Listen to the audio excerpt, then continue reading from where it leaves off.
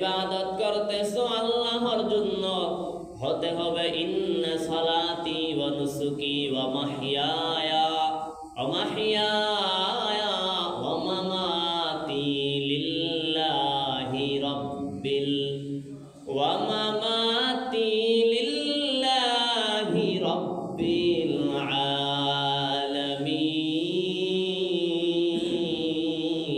আলামিন।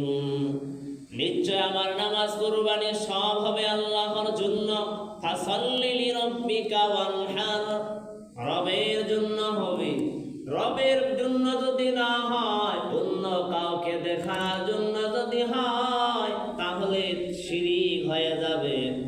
আর এই শিরিকের গুনাহ আল্লাহ ক্ষমা করবেন না। আর একটা হলো কথায় কাজে বিশ্বাসেও শিরিক কেমনে হয়?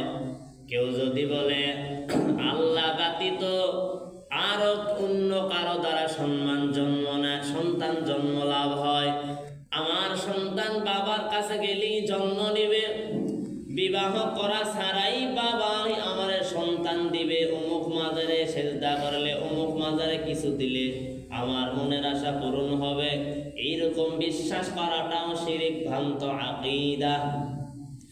আর এই শিরিকের গুনাহ আল্লাহর কাছে এত